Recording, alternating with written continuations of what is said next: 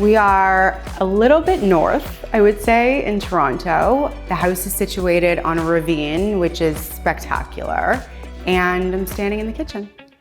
It started as a smaller project, and then, as many things do, morphed into this full scale, got the main floor and parts of upstairs. But sometimes that happens, you start with one area that's not working for you, and then you're like, well, if I'm doing this, I should do this. And also I don't like this. And then when I change this, I'm gonna hate this. This room was the initial phone call. Our kitchen's not working for us, and we entertain all the time. We have a big family. We want a space that everybody can be in. And they also have this incredible view. And so being able to open up the whole back to see outside was the starting point for this. I personally love a marble and stone story. And initially when we proposed this, I think they were a bit panicked because it's so different and special and the color is so rich. But this was definitely a trust me moment for our clients, and I think it just makes the whole space. This is how you know an incredible fabricator.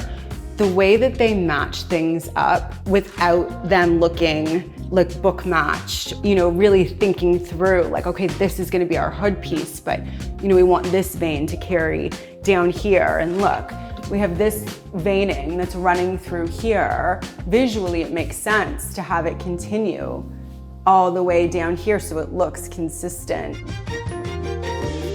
I didn't want the stone to feel so heavy just on one side.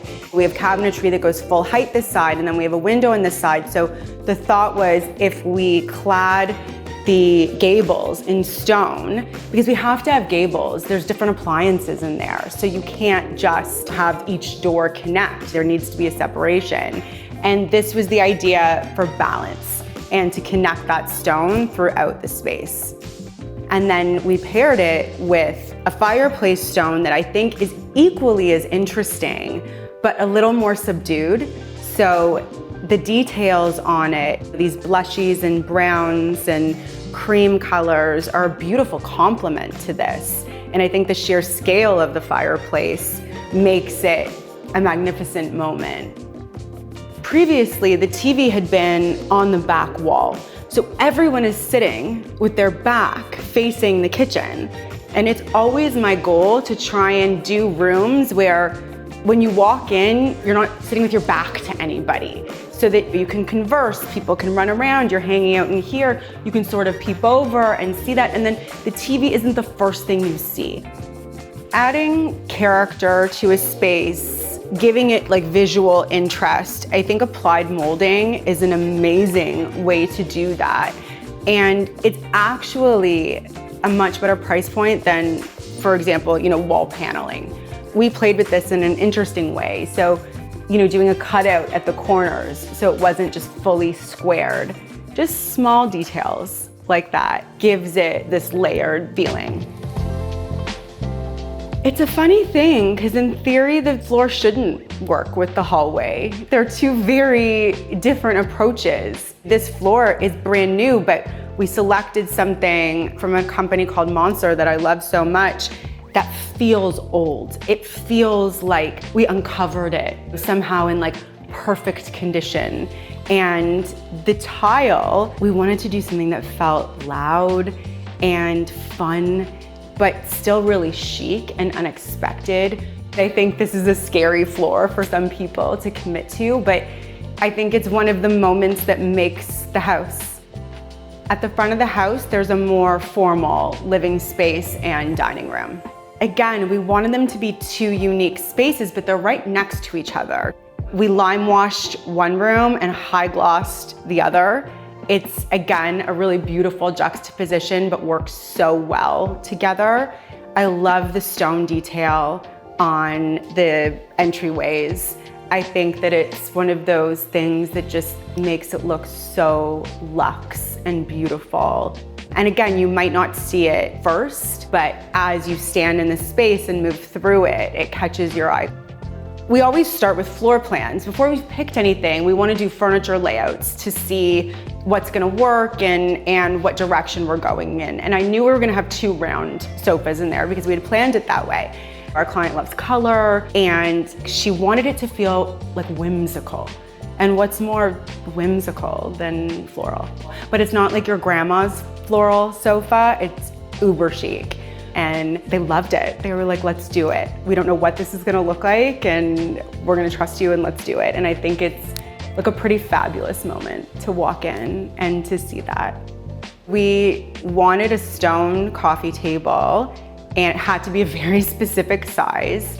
And again, we thought, why don't we go really modern with a chunky table? And we found a slab that we thought was beautiful and we made it.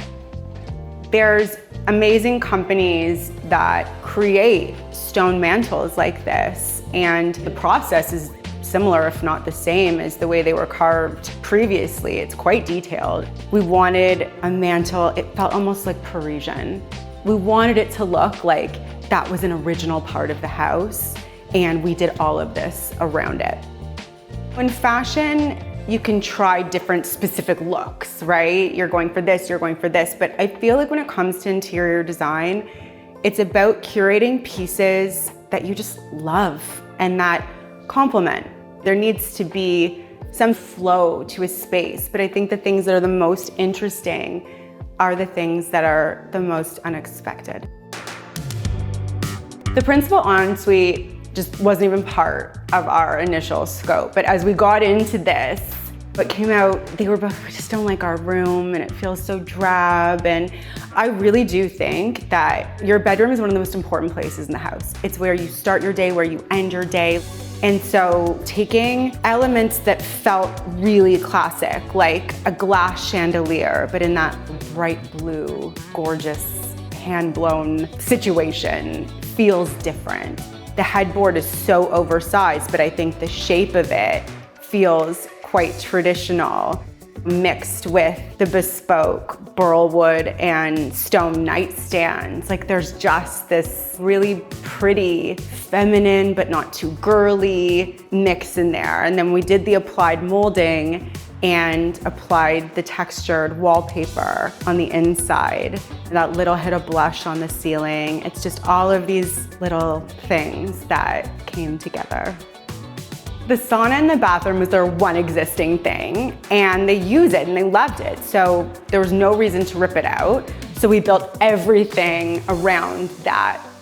We had this idea of creating almost like applied molding with stone and then insetting everything, including the cabinets, in this calico paper. It's very hard to paper a bathroom with steam, with a sauna, like things will peel, things will get ruined if you spill. And we figured it out, and there's basically almost like a epoxy over it, but the texture of the paper still comes through quite a bit. And I think the result, it doesn't look like anyone else's washroom. I really just think as a designer, when you have clients that trust you and you really listen to them, and it's not about ego, it's about trying to give them a house that they love so much, and you end up building this like beautiful relationship, there's no better feeling. You know, we just found out that you're House and Homes Designer of the Year. Mm-hmm. Was that exciting when you found out? No, it was so disappointing, Sherry.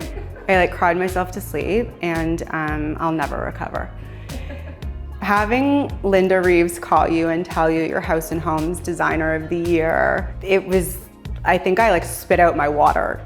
It's hard to balance the young design student who would buy that magazine all the time and look up to so many people in this industry with the woman who's standing here in this moment. I'm not very good at taking on moments, but I'm really trying to take on this one because it's sort of a pinch me moment in my career that I'll never forget.